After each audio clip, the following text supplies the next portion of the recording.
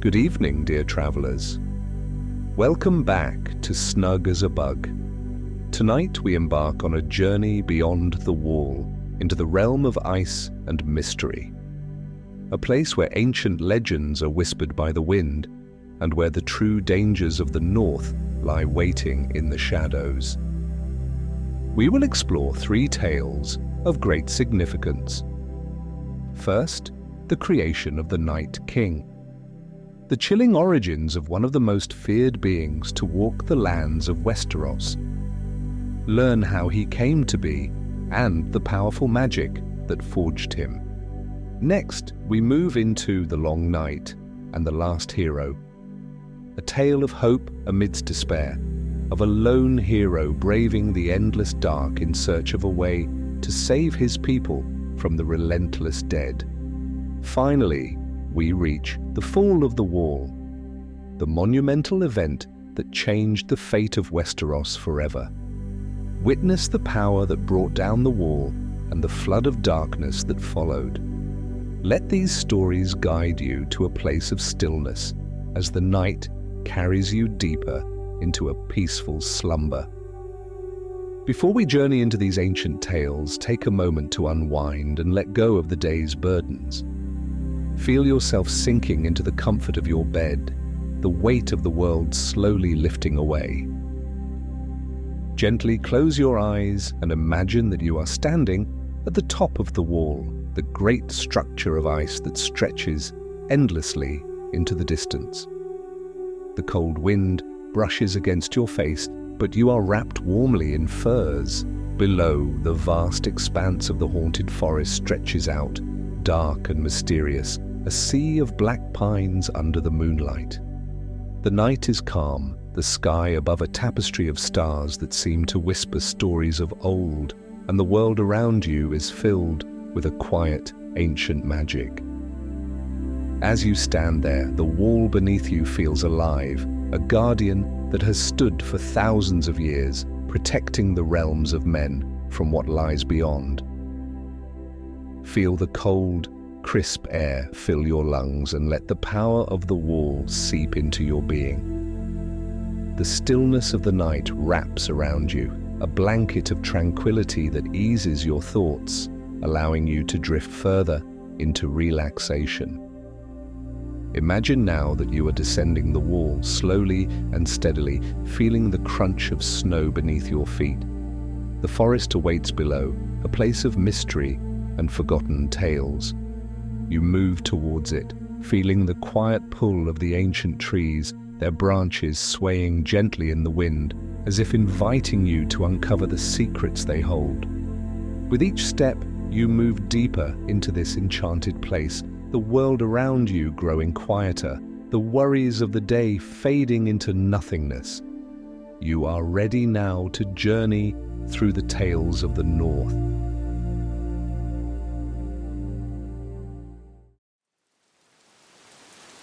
The creation of the Night King. Chapter 1. The Frozen Forest. A biting wind swept through the frozen forest beyond the wall, bending ancient trees under the weight of ice and snow. The north was eternal in its cruelty, a desolate expanse that whispered secrets older than the old gods themselves. Underneath the skeletal branches of a weirwood tree, the children of the forest gathered, their tiny forms swathed in the eerie glow of the weirwood's red leaves. The fire at their center crackled softly, casting flickering shadows across their solemn faces. The world had grown too vast, and the men who crossed the lands had grown too powerful, threatening the sacred places the children had called home for millennia. Now their whispers were grim, even the trees seemed to tremble under their collective distress. "They grow bolder," murmured Leaf, her golden eyes reflecting the crimson light. "Men burn our sacred groves. They cut our trees and drive us from our caves. We cannot wait any longer. We must act." The circle of children nodded in agreement, their expressions a reflection of their dire resolve. A figure among them, taller than the rest, stepped forward, a child as ancient as the forest itself, face marked with the wear of countless years. His gaze was far away, as if lost within the secrets of the past. "We must make something to defend us, to drive fear into their hearts," he said, his voice a blend of sorrow and fury. Leaf nodded and gestured towards the edge of the forest clearing. There, bound in thick chains of weirwood bark, was a man, a wildling from beyond the wall. He struggled, his body twisting in protest, but the children moved toward him with purpose. Chapter 2. The Captive. The captive man, known by no name and taken from a village of raiders, looked around wildly, his eyes searching for any glimmer of mercy. Snowflakes clung to his hair, which was matted with dirt and blood. His breaths came in ragged clouds, his heart pounding as he took in the sight of the children, eyes glowing in the twilight, surrounding him like ghostly figures. "Release me," he growled, though the fear in his voice was unmistakable.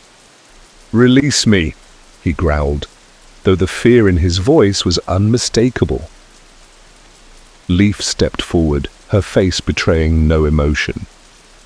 She gazed at the man with a mixture of sadness and determination, her hands trembling as she held a shard of dragon glass, its dark surface glinting coldly. "We are sorry, truly," Leaf whispered. "The world of men leaves us no choice. We must create something that can protect what is left of ours." The captive struggled harder, the chains rattling in protest, but the children moved closer. They began to chant, an ancient song that rose from the roots of the earth, the resonance of their words vibrating deep in the ground. Leaf knelt beside the man and pressed the shard of dragonglass against his bare chest, her eyes closing in pain as she spoke the final words of the incantation. "In darkness be reborn. In ice find strength." The shard pierced his flesh and the man screamed, a sound that tore through the silence of the frozen forest like a blade. The earth seemed to shudder as the power of the children flowed through the dragonglass into his heart. His body convulsed, his eyes rolling back in agony as the ice and magic merged with his soul, stripping him of humanity and replacing it with something far colder, far more powerful. Chapter 3. The Transformation. The captive's screams turned into guttural gasps as his skin began to change, a deep blue creeping across his body like frost spreading over a frozen lake. His pupils vanished, leaving behind an icy blue gaze that held nothing, no fear, no pain, no humanity. The children stepped back, their eyes wide with awe and horror. The man, now reborn, rose to his feet, the chains shattering with a single motion. The icy wind whipped around him, lifting snow from the ground and sending it swirling through the air. He looked around, his gaze settling on Leaf. "What have you done to me?" he asked, his voice echoing with an otherworldly timbre. Leaf hesitated, tears welling in her eyes. "We have made you a weapon to protect our lands from the threat of man." The creature, once a man, slowly nodded, his expression unreadable. He lifted his hand, and ice began to form from the ground, creeping up the trees and hardening the forest around them. The children watched in silent fear, realizing that they had created something beyond their control, something with a will of its own. The creature's gaze swept over the children, taking in their small forms, their eyes filled with both hope and dread. He felt a surge of power, a cold emptiness that threatened to consume him.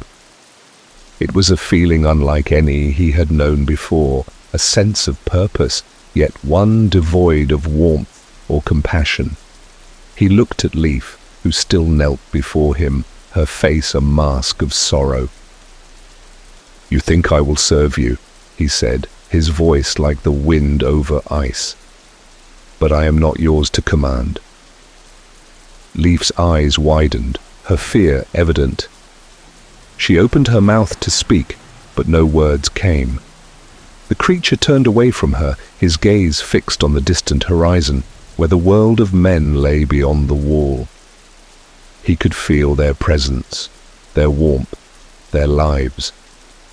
It was a feeling that both repelled and fascinated him. Chapter 4. Awakening the Darkness.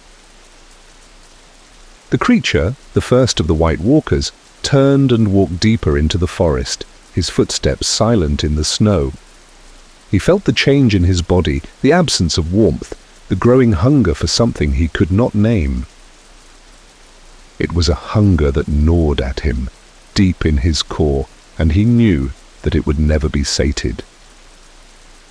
He could feel the pull of the forest, the magic of the weirwood trees and the ancient roots beneath the ground, but he felt something else as well.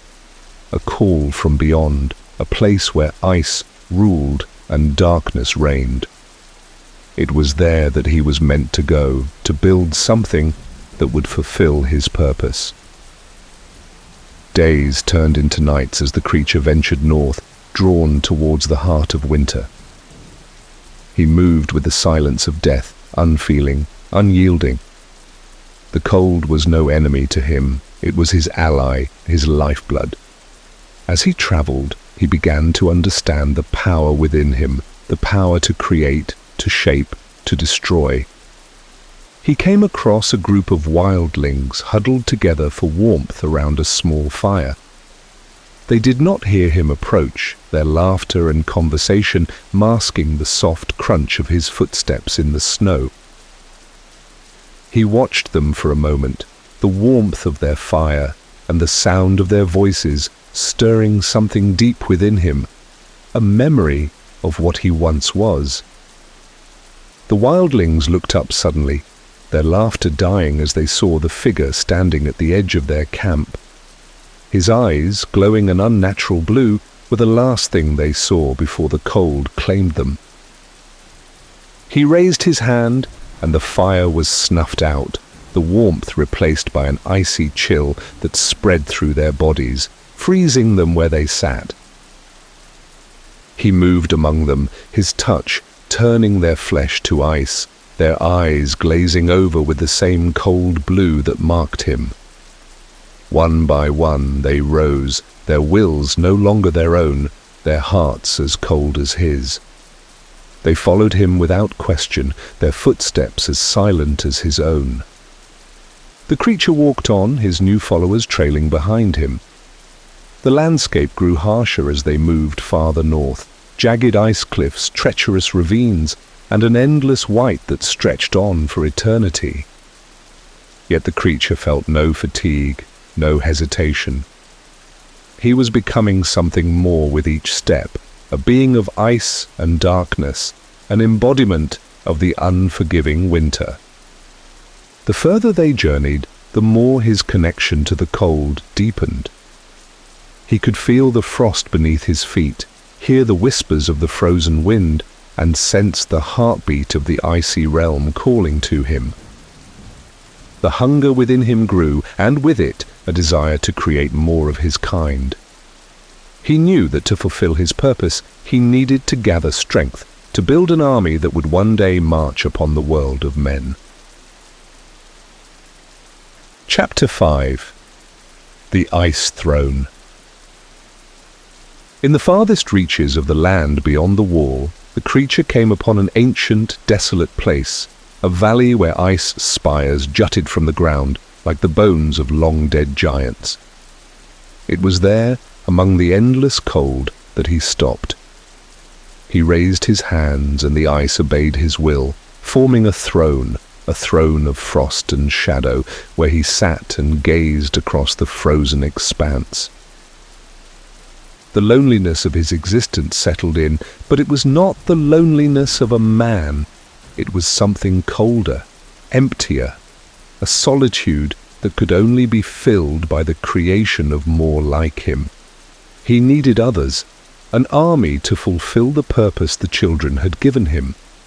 And so he called upon the magic within him, reaching out across the land, his voice carried by the howling winds. The ice around him began to shift, the ground trembling as the magic took hold. He could feel the power coursing through him, a power that was both exhilarating and terrifying. He raised his hands and the ice obeyed, forming shapes, figures that slowly took on the semblance of men. They rose from the ground, their eyes glowing with the same cold blue light, their bodies as cold and unfeeling as his own. These beings, the first of the White Walkers, stood before him, their expressions blank, their loyalty absolute. The Night King, as he would come to be known, looked upon his creations with a sense of satisfaction. They were his now, bound to his will, and with them he would begin to build an army unlike any the world had ever seen. Chapter 6. The First of the Walkers. One by one, others came, wildlings who had been lost to the cold, travelers who had dared to venture too far into the unknown. He found them, and with his touch, they changed, their eyes turning blue, their hearts as cold as his own. They knelt before him, their wills bending to his command, and together they became the first of the White Walkers, the beginnings of an army that would one day march south and bring the world of men to its knees. "Rise!" he commanded, his voice echoing through the icy valley. "Rise and follow me. We shall bring the long night upon them. We shall remind men of their place." The newly created walkers rose, their eyes reflecting the same cold emptiness as his own. They moved as one, their footsteps leaving no mark in the snow, their gaze fixed on the horizon, on the world that awaited them. As they marched, the Night King felt a sense of purpose, unlike anything he had known before. He was no longer a man, no longer bound by the limitations of flesh and blood. He was something more, something eternal, and he would bring that eternity to the world of men. The long night was coming, and with it, the end of all warmth, all light, all hope. The walkers followed him through the icy wilderness, their numbers growing with each soul claimed by the cold. They moved with silent precision, their presence transforming the land they crossed, turning streams into ice, snuffing out fires, and leaving behind nothing but the chilling silence of death. The Night King revelled in this transformation. It was a reflection of his own power, a promise of what was to come. Chapter 7. The Frozen Army. As the Night King's army grew, so too did his influence over the land. He began to craft creatures of ice and snow, beings that would serve as extensions of his power. From the bones of dead beasts and the magic of the frozen earth, he created the first wights, ghastly soldiers that rose from their graves, their eyes empty, their bodies animated by the cold magic that bound them to him. The wights were relentless, obeying his every command without thought or hesitation. They were his instruments of fear, the harbingers of the long night.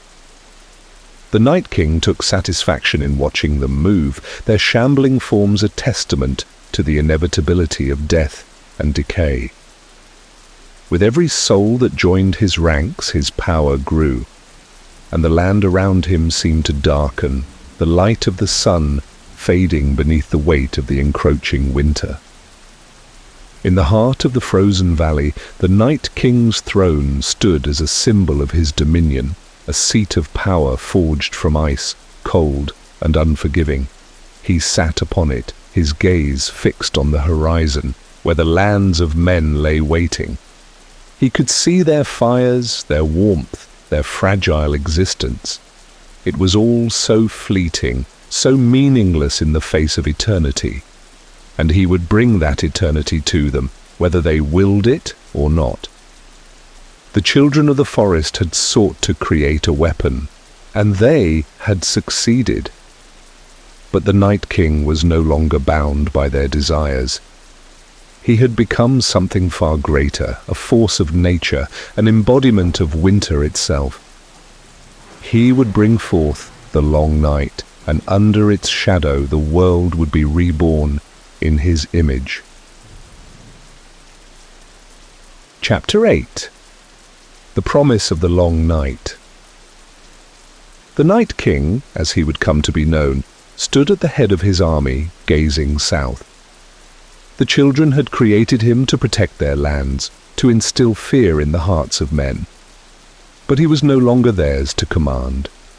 He was something more, something greater. He had a purpose now, a destiny that stretched beyond the frozen wastes of the north. He raised his hand, and the wind howled in response, the sky darkening as if to herald the coming of an age of ice and darkness. The long night was not just a promise, it was an inevitability. He would bring it forth, and with it reshape the world. But for now he would wait, biding his time, gathering his strength.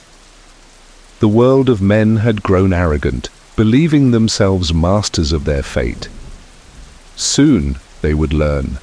They would remember the fear of the dark, the terror of the cold. The long night would fall, and under its shadow he would reign. The Night King turned his gaze to his followers, their eyes glowing in the darkness. He could feel their loyalty, their unquestioning obedience. They were his now, bound to his will, and together they would bring an end to the age of men. The cold was his ally, his weapon, and with it he would remake the world in his image. The walkers stood silent and still, awaiting his command. Their eyes were empty, their hearts long since frozen. And yet within them burned a purpose, a singular desire to fulfill the will of their master. The Night King looked upon them, his expression unreadable, and then turned his gaze once more to the distant lands beyond the wall. As the Night King turned away from the southern horizon, the icy winds began to die down, leaving behind an unsettling silence. The children of the forest had sought to create a weapon, and they had succeeded, but now the weapon was loose, with ambitions of its own. He would not be content with mere defense. His gaze was set upon the entire world, and the darkness that he would bring upon it.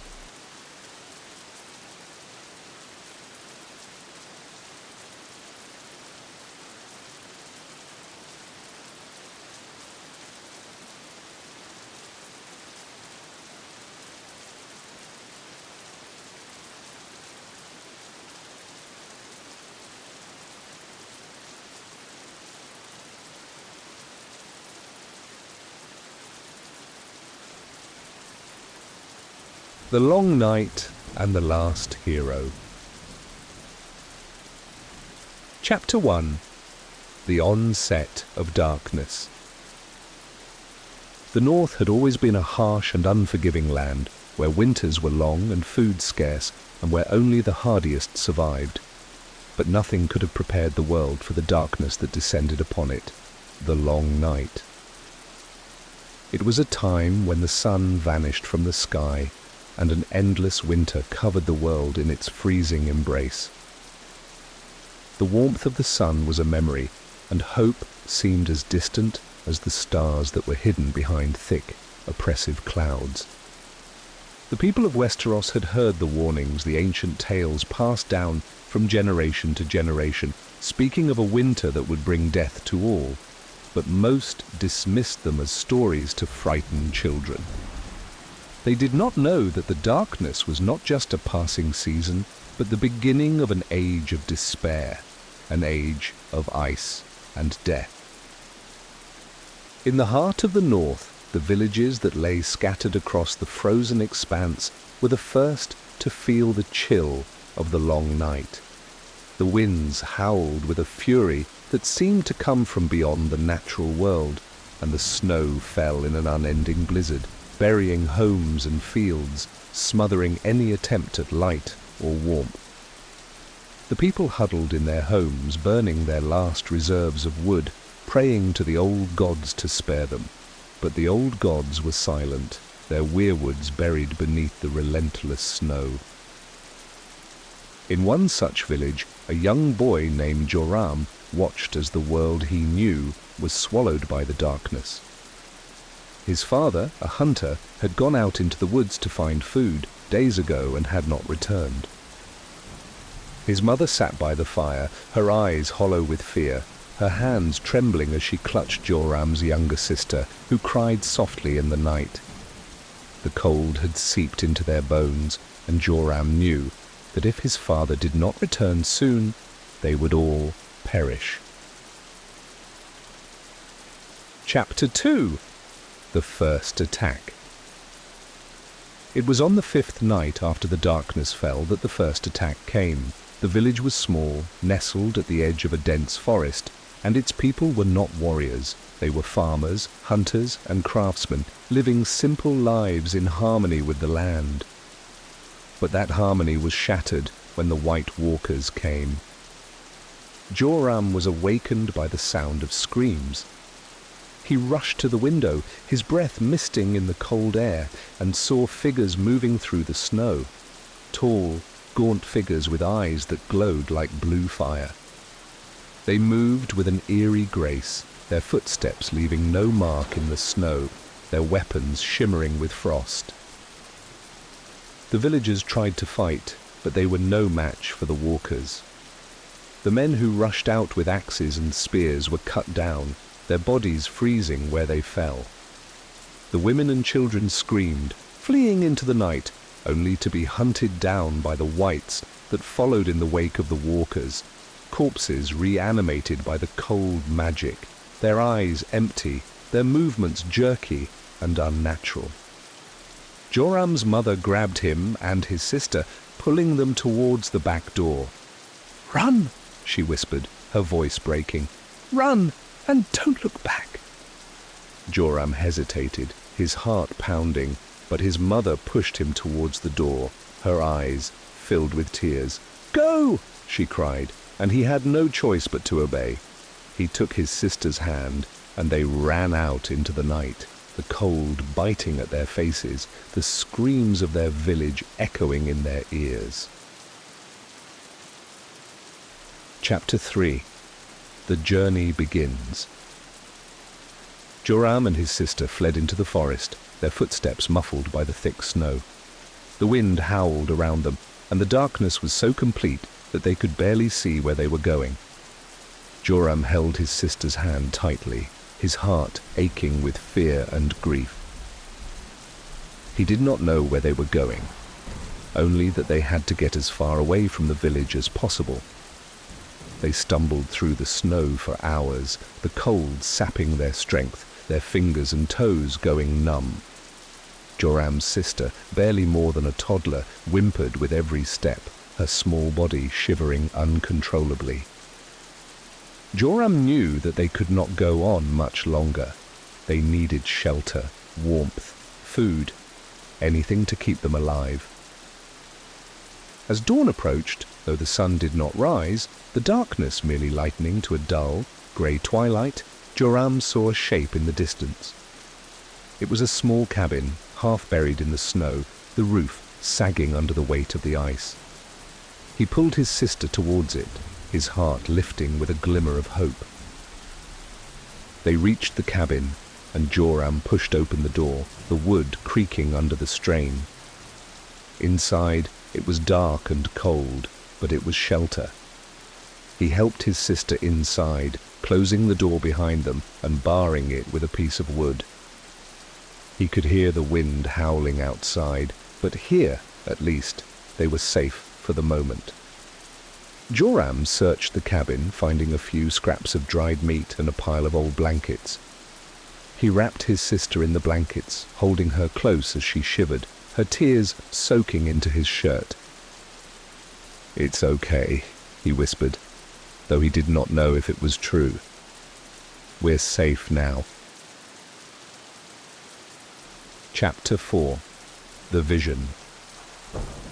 That night, as they huddled together for warmth, Joram had a dream that was unlike any he had ever experienced.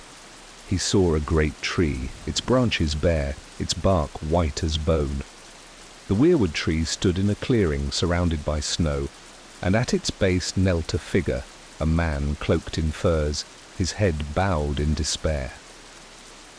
Joram approached the man, and as he did, the figure looked up. His face was lined with age, his eyes filled with sorrow, but also with a fierce determination. "The darkness is upon us," the man said, his voice echoing in the silence of the dream. "The long night has come, and only one can stand against it. You must find me, boy. You must find the last hero." Joram awoke with a start, his heart pounding. The cabin was dark, the wind still howling outside, and his sister lay asleep beside him, her small body curled against his. The dream had felt so real, so vivid. He could still see the man's face, hear his voice. The last hero. Whoever he was, Joram knew that he had to find him.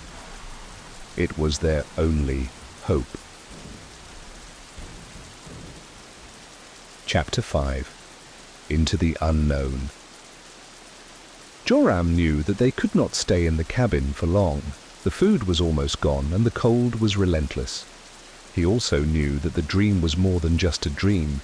It was a call, a sign from the old gods, guiding him towards something or someone that could save them. He told his sister about the dream as they walked through the snow, her small hand clutched in his. She was too young to understand, but she nodded, her eyes wide with trust. Joram felt a heavy weight on his shoulders, the responsibility of keeping her safe, of finding a way to survive. But he also felt something else, a spark of hope, a belief that maybe, just maybe, they could find a way to fight back against the darkness. They traveled for days, moving through the frozen landscape, surviving on whatever they could find, roots, berries, the occasional rabbit that Joram managed to catch with a makeshift snare. The cold was unrelenting, the darkness never lifting, but Joram kept moving, driven by the memory of the dream and the face of the last hero.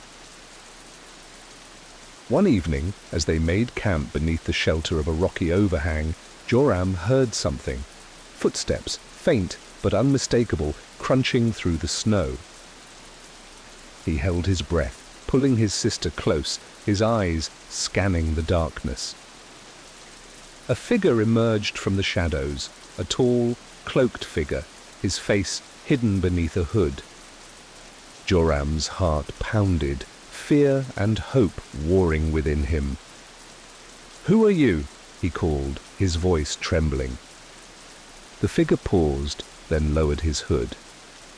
His face was lined with age, his eyes filled with the same sorrow and determination that Joram had seen in his dream. "I am the one you seek," the man said. "I am the last hero." Chapter 6. The Last Hero's Tale. The last hero led Joram and his sister to a hidden cave deep in the forest where a small group of survivors had gathered. They were men and women from different villages, all of them having lost everything to the walkers. They were weary, their faces gaunt from hunger and cold, but they were alive, and they had found hope in the last hero. The last hero, whose name was Aldrich, spoke to them by the fire that night. He told them of the long night, of the darkness that had descended upon the world, and of the walkers who sought to bring an end to all life. He spoke of the old gods and of the visions they had given him. Visions of a weapon, a way to fight back against the cold, to bring light back into the world. "The old gods have not abandoned us," Aldrich said, his voice strong, his eyes glowing with determination. "They have shown me the way. There is a place far to the north where a power lies hidden, a power that can end the long night. But it is a dangerous journey, and we will face many trials. Those who wish to join me must be prepared to risk everything." Joram listened, his heart pounding. He looked at his sister, her face pale in the firelight, her eyes wide with fear. He knew that the journey would be dangerous, that they might not survive. But he also knew that they could not stay here, hiding in the darkness, waiting for the cold to claim them. They had to fight. They had to try. Chapter 7. The Journey North. The journey north was more arduous than Joram could have imagined. The cold was relentless, the snow deep and treacherous, and the threat of the White Walkers ever present. They travelled by night, using the darkness to hide their movements, and rested during the day, taking shelter wherever they could find it. The group was small, Aldrich, Joram and his sister and a handful of others, but they were determined, their hope resting on the shoulders of the last hero. Aldrich led them with an unshakable resolve, his eyes always scanning the horizon, his hand never far from the hilt of his sword. He spoke little of his past, but Joram could see the weight he carried, the loss, the pain, the responsibility of being the one chosen to lead them. He was their guide, their protector, and the one who gave them hope when all seemed lost. As they travelled, Aldrich taught Joram how to fight, how to track, how to survive in the unforgiving wilderness. He showed him how to make a fire with wet wood, how to find food when there seemed to be none, how to move silently through the snow. Joram absorbed it all, his admiration for Aldrich growing with each passing day. He wanted to be strong, to protect his sister, to be someone who could stand against the darkness. One night, as they camped in the ruins of an old stone tower, Aldrich spoke to Joram by the fire. "The journey ahead will not be easy," he said, his voice low, his eyes fixed on the flames. "There will be times when you will want to give up, when the cold will seem too much to bear.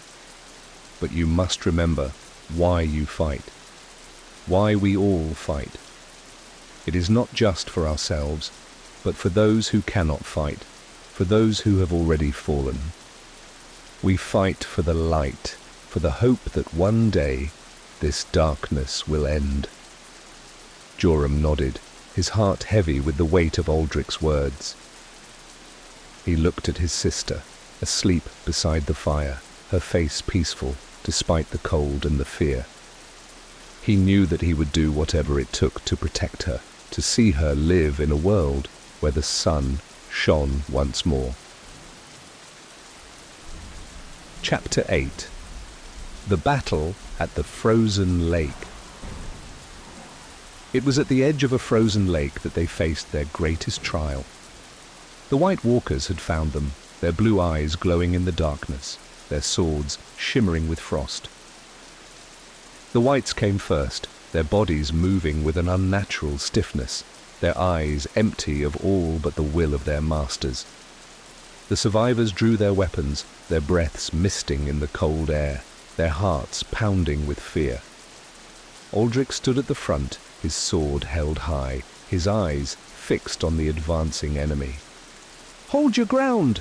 he shouted, his voice carrying across the frozen expanse. "We fight for the living! We fight for the light!" The battle was fierce, the sound of steel ringing against steel, the cries of the living and the dead echoing across the frozen lake.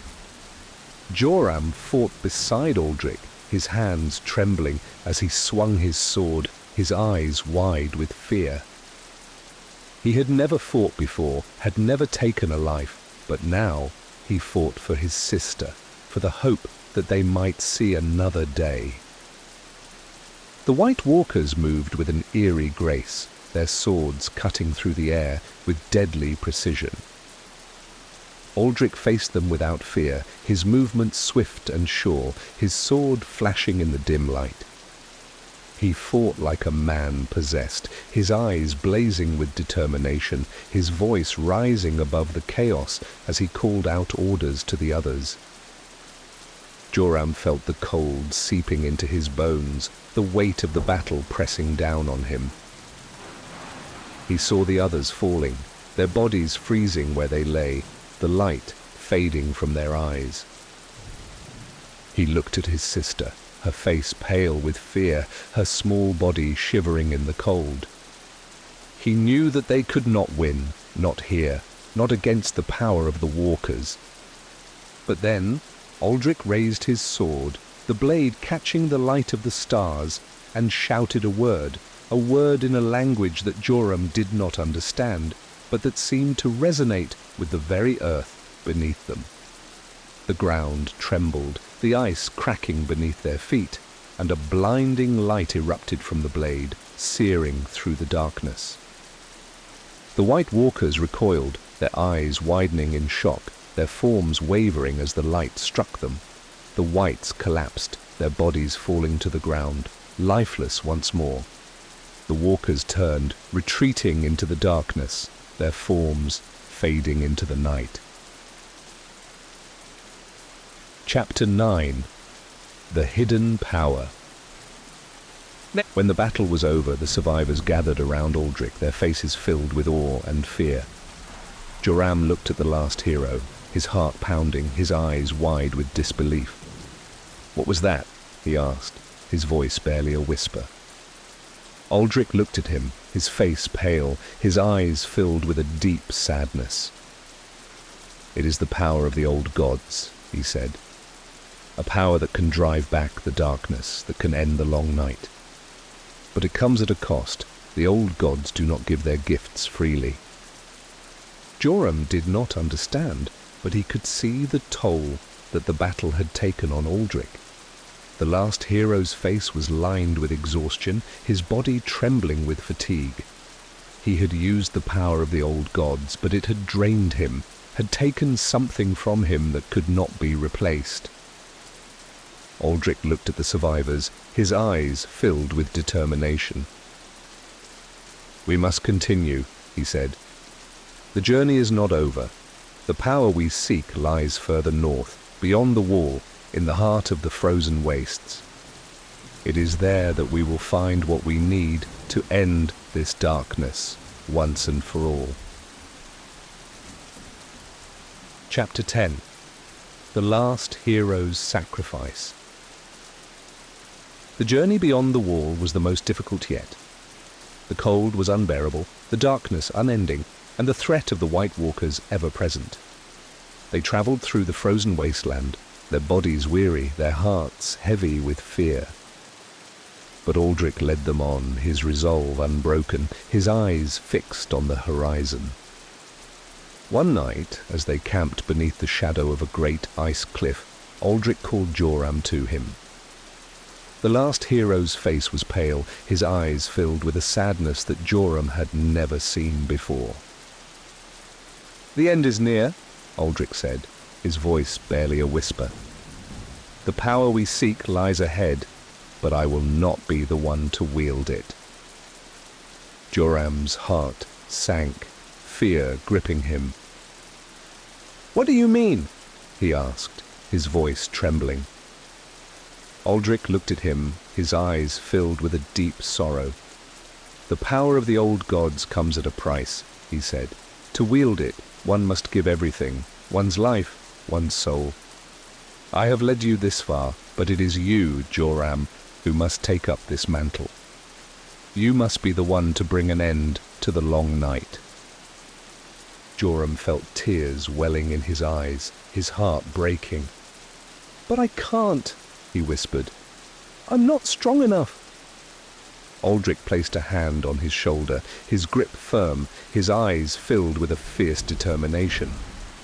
"You are stronger than you know," he said. "You have survived when others have fallen. You have fought for those you love, for the hope of a better world. That is what makes you worthy. That is what makes you the last hero." Joram looked at his sister, her small form curled beside the fire, her face peaceful in sleep. He knew that Aldrich was right. He had to be strong for her, for the others, for all those who had fallen to the darkness. He had to be the one to bring an end to the long night. Chapter 11. The Final Confrontation. They reached the heart of the frozen wastes, a place where the ice rose like mountains, and the cold was so intense that it seemed to freeze the very air. It was there that they found the source of the power, the heart of winter, an ancient artifact, a shard of ice that pulsed with a cold, dark energy. Aldrich knelt before it, his face pale, his body trembling with the effort of the journey.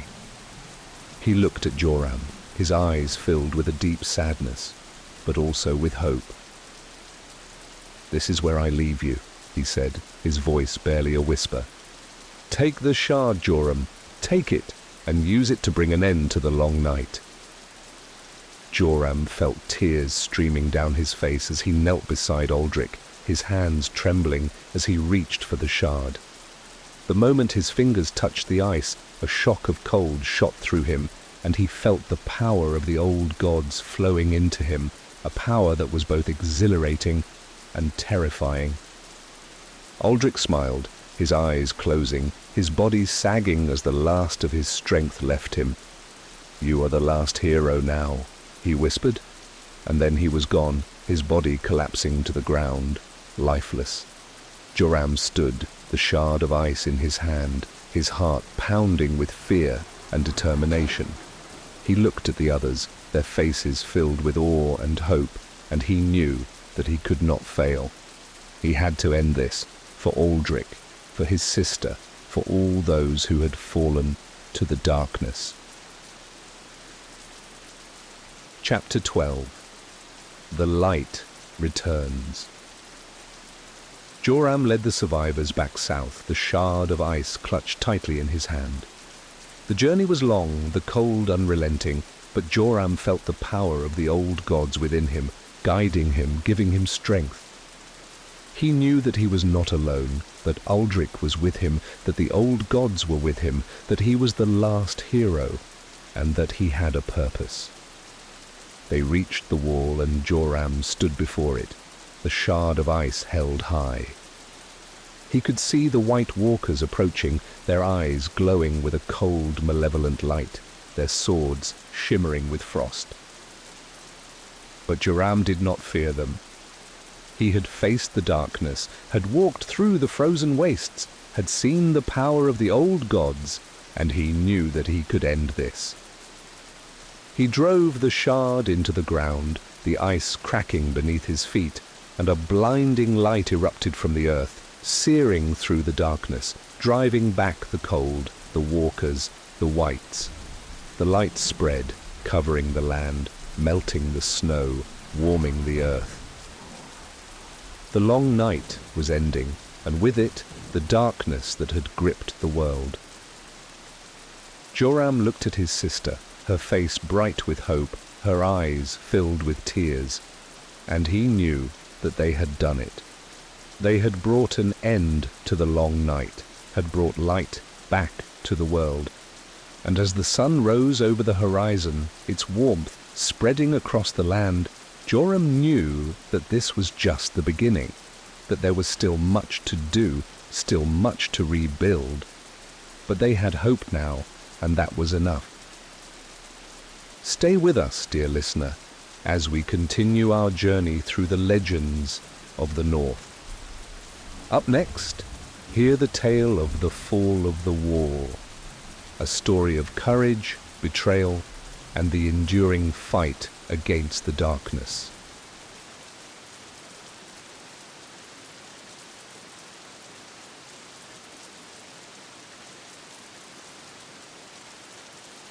The Fall of the Wall.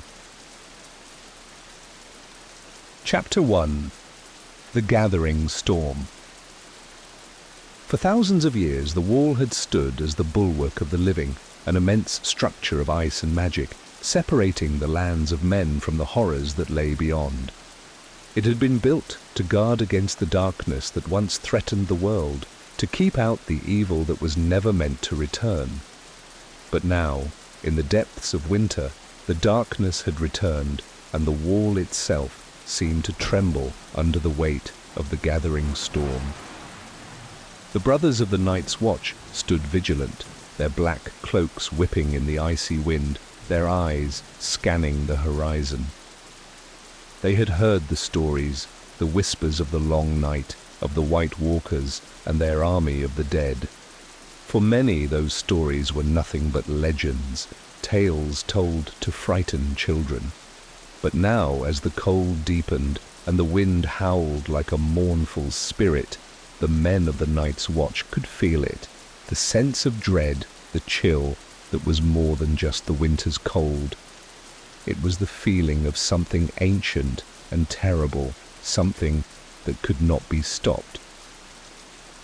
In Castle Black, Jon Snow stood atop the wall, his eyes fixed on the endless expanse of snow and ice that stretched out before him. The wall had always felt like a place of isolation, a place of exile, but now it felt like a fortress under siege. The men below moved with a sense of urgency, repairing weapons, strengthening defenses, preparing for the inevitable. They knew what was coming, and they knew that they were outnumbered, that they stood no chance against the enemy that approached. Samwell Tarly stood beside Jon, his face pale, his breath misting in the frigid air. "Do you think they'll come tonight?" he asked, his voice trembling slightly. Jon did not answer for a moment, his eyes still scanning the horizon. The sky was dark, the stars hidden behind thick clouds, and the wind carried with it a strange, almost mournful sound. "I don't know, Sam," he said finally, his voice low. "But we have to be ready. If they come, we fight. We have no other choice." Chapter 2. The First Glimpse. The attack came without warning. It was in the dead of night, the wall shrouded in darkness, the only light coming from the flickering torches that lined the battlements. The brothers of the Night's Watch were on edge, their eyes darting nervously into the shadows, their hands gripping their weapons tightly. The cold had become unbearable, the wind biting through their cloaks, and many of them felt a sense of unease, a sense that something was out there, watching them. It began with a sound, a distant, echoing crack, like the breaking of ice. Jon turned his head, his eyes narrowing as he listened. The sound came again, louder this time, and then again a deep, resonant crack that seemed to shake the very air. The men on the wall exchanged nervous glances, their fear growing with each passing moment. Jon moved to the edge of the wall, peering down into the darkness below.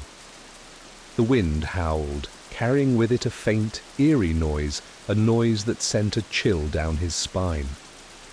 It was the sound of something moving, something massive, something that did not belong in the world of the living. "They're here," Jon whispered, his voice barely audible over the wind. He turned, his eyes meeting Sam's, and he saw the fear in his friend's eyes. "Get the men ready. Sound the alarm." Sam nodded, his face pale, and hurried away, his breath coming in short gasps as he shouted the alarm. The sound of the horn echoed through the night, a deep, mournful call that sent a shiver through every man on the wall. The brothers of the Night's Watch rushed to their posts, their eyes wide with fear, their hands trembling as they readied their weapons. And then they saw it, a shape emerging from the darkness, a massive figure, its eyes glowing an unnatural blue. The Night King.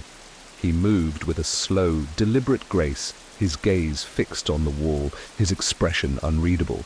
Behind him, the army of the dead stretched out into the darkness, thousands of wights, their eyes empty, their bodies moving with an unnatural stiffness, their faces frozen in expressions of death.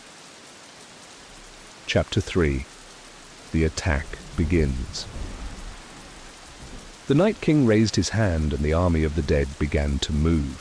The sound of their footsteps, the rustle of their tattered clothing, the clatter of bones filled the air, a cacophony that drowned out the wind. The brothers of the Night's Watch stood atop the wall, their faces pale, their hearts pounding as they watched the enemy approach. "Archers!" Jon shouted, his voice carrying across the battlements. "Loose!" The archers drew their bows, their arrows tipped with dragonglass, and fired into the mass of wights below. The arrows flew true, striking the dead, and many of them fell, their bodies crumpling to the ground. But for every wight that fell, 10 more took its place, their eyes fixed on the wall, their movements relentless. The Night King moved closer, his gaze fixed on Jon, his expression calm, almost indifferent. He raised his hand again, and the dead began to climb. They moved with a terrifying speed, their hands clawing at the ice, their bodies scrambling up the sheer face of the wall. The brothers of the Night's Watch fought with all they had, their swords flashing in the dim light, their arrows flying into the darkness, but the dead were endless, their numbers overwhelming. Jon fought beside his brothers, his sword cutting through the wights as they climbed over the edge of the wall. He could feel the cold, the darkness, the sense of despair that came with the presence of the Night King. It was as if the very air had turned against them, as if the wall itself was giving way under the weight of the darkness. "Hold the line!" Jon shouted, his voice hoarse, his arms aching as he swung his sword again and again. "We cannot let them through!" But the dead were relentless, their bodies piling up, their hands clawing at the men of the Night's Watch, pulling them down, dragging them into the darkness. Jon could see his brothers falling, their faces twisted in fear, their bodies freezing as the cold claimed them. Chapter 4. The Night King ascends. The wall had always been a symbol of the strength of the living, a barrier that separated the world of men from the horrors that lay beyond. But now that barrier was crumbling. The Night King moved with a slow, deliberate grace, his gaze fixed on the wall, his hand outstretched as if commanding the very ice to obey him. The cold intensified, the wind howling with a fury that seemed to shake the wall to its core. Jon watched in horror as the Night King raised his hand and a crack appeared in the ice. It spread slowly at first, then faster, the sound of breaking ice echoing through the night.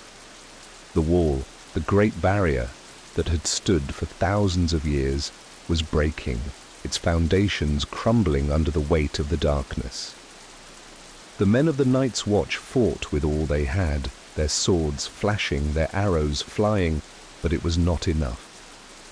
The dead were endless, their bodies climbing over the edge of the wall, their hands clawing at the men, pulling them down. Jon could see the fear in their eyes, the despair, the realization that they could not win. Sam fought beside Jon, his face pale, his hands trembling as he swung his sword at the wights that climbed over the edge. "Jon!" he shouted, his voice filled with fear. "We can't hold them! The wall, it's going to fall!" Jon turned, his eyes widening as he saw the cracks spreading, the ice crumbling. He could feel the ground shifting beneath his feet, the wall groaning as if in pain. The Night King moved closer, his gaze fixed on Jon, his eyes cold and unfeeling. Jon knew that they could not win, not here, not against the power of the Night King. Chapter 5. The Retreat. "Fall back!"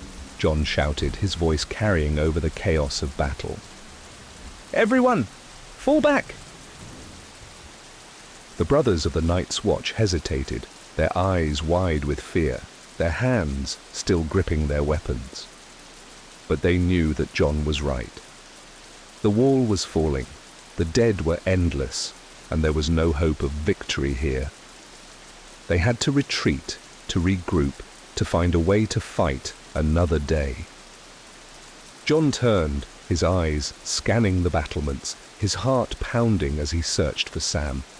He saw his friend, his face pale, his eyes filled with fear, and he rushed towards him, his sword cutting through the wights that stood in his way. "Sam!" Jon shouted, grabbing his friend's arm. "We have to go!" Sam nodded, his breath coming in short gasps, his hands trembling as he sheathed his sword. Together they ran, their feet slipping on the ice, their hearts pounding with fear. The wall was crumbling behind them, the sound of breaking ice echoing through the night, the wind howling with a fury that seemed to shake the very earth.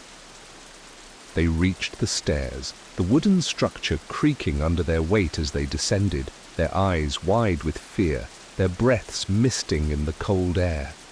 The dead were everywhere, their bodies climbing over the edge of the wall, their eyes fixed on the living, their hands clawing at the men as they tried to escape.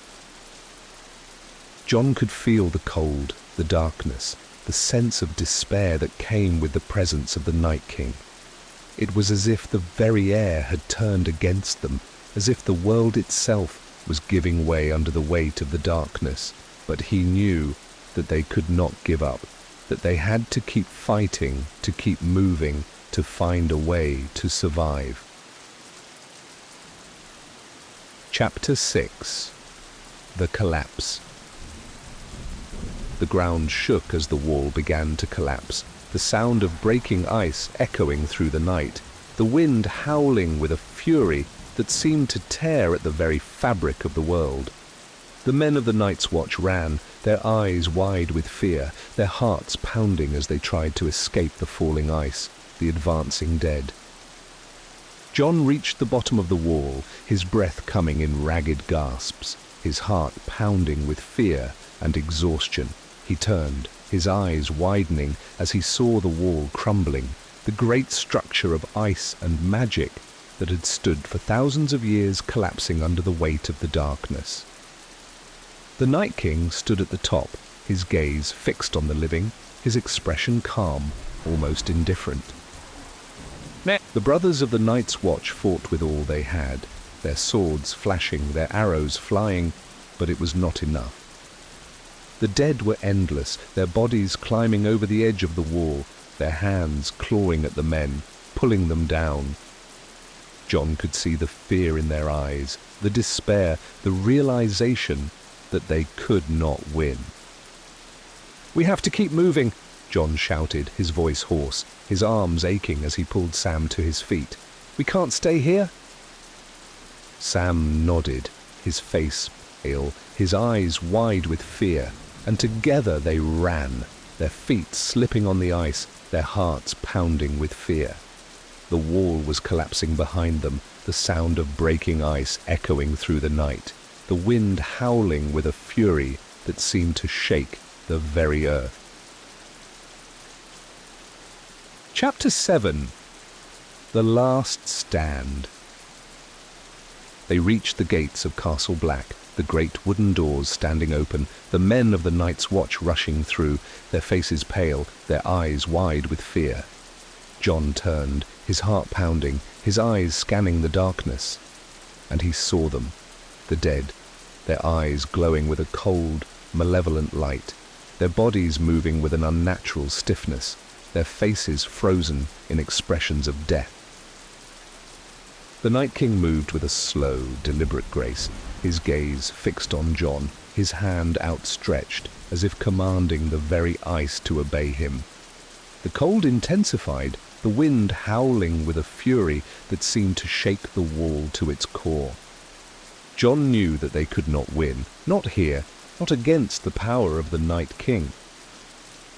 But he also knew that they could not give up, that they had to fight, to stand their ground, to protect the living for as long as they could.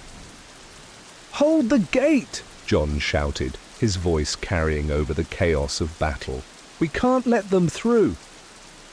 The brothers of the Night's Watch stood their ground, their swords flashing, their arrows flying, their hearts pounding with fear and determination. They fought with all they had, their bodies aching, their breaths coming in ragged gasps, but they did not give up. They fought for each other, for the living, for the hope that somewhere, somehow, there was a way to end this darkness. Chapter 8. The Escape. The battle raged on, the dead advancing, the living fighting with all they had, their bodies weary, their hearts heavy with fear. Jon knew that they could not hold the gate for much longer, that the Night King was too powerful, that the wall was falling. But he also knew that they had to give the others a chance to escape, to find a way to survive. He turned, his eyes meeting Sam's, and he saw the fear in his friend's eyes, the despair. "We have to get the women and children out," Jon said, his voice low, his eyes filled with determination. "We can't let them die here." Sam nodded, his breath coming in short gasps, his hands trembling as he sheathed his sword. Together they moved through the chaos, their eyes scanning the darkness, their hearts pounding with fear and determination. They found the women and children huddled together in the shadows, their faces pale, their eyes wide with fear. "Come with us," Jon said, his voice gentle, his eyes filled with compassion. "We have to get you out of here." The women and children nodded, their eyes filled with tears, their bodies trembling as they stood, their hands clutching each other for support. Jon led them through the gates, his eyes scanning the darkness, his heart pounding with fear and determination. He knew that they had to move quickly, that the dead were close, that the wall was falling. They moved through the darkness, their feet slipping on the ice, their breaths misting in the cold air. Jon could feel the cold, the darkness, the sense of despair that came with the presence of the Night King. It was as if the very air had turned against them, as if the world itself was giving way under the weight of the darkness. But he knew that they could not give up, that they had to keep fighting, to keep moving, to find a way to survive. Chapter 9. The Fall of the Wall. The ground shook as the wall finally gave way, the great structure of ice and magic collapsing in on itself, the sound of breaking ice echoing through the night, the wind howling with a fury that seemed to tear at the very fabric of the world. The men of the Night's Watch watched in horror, their faces pale, their eyes wide with fear and despair. Jon turned, his heart pounding, his eyes scanning the darkness, and he saw them, the dead, their eyes glowing with a cold, malevolent light, their bodies moving with an unnatural stiffness, their faces frozen in expressions of death. The Night King stood at the top of the wall, his gaze fixed on the living, his expression calm, almost indifferent. The wall had fallen, and with it the last hope of holding back the darkness. Jon knew that they could not win, not here, not now, but he also knew that they could not give up, that they had to keep fighting, to keep moving, to find a way to survive. He turned, his eyes meeting Sam's, and he saw the determination in his friend's eyes. Together, they led the survivors away from the wall, their feet slipping on the ice, their hearts pounding with fear and determination. They knew that the battle was not over, that the fight against the darkness had only just begun. Chapter 10. The Aftermath. The survivors gathered in the woods, their faces pale, their eyes wide with fear and exhaustion. They had lost many of their brothers, many of their friends, but they were alive, and they had to keep moving, to keep fighting. Jon stood before them, his heart heavy, his eyes filled with determination. "The wall has fallen," he said, his voice low, his eyes scanning the faces of the survivors. "The Night King is coming, and we cannot stop him here. But we will not give up. We will fight, we will survive, and we will find a way to end this darkness." The survivors nodded, their eyes filled with a mixture of fear and hope. They knew that the journey ahead would be difficult, that the fight against the Night King would be long and hard, but they also knew that they had each other, that they had hope, and that as long as they were alive, they could keep fighting. Jon turned, his eyes scanning the darkness, and he knew that the fight was far from over. The wall had fallen, the dead were coming, but he would not give up. He would fight, he would protect the living, and he would find a way to end the long night. And so, dear listener, the first part of our journey comes to a close. The wall has fallen, but the fight is far from over. Next month we continue our tale in the next part of this series, where we will follow the brave souls who stand against the darkness, beginning with the Battle of Hardhome. Rest now, and let the promise of courage and hope guide you into peaceful dreams.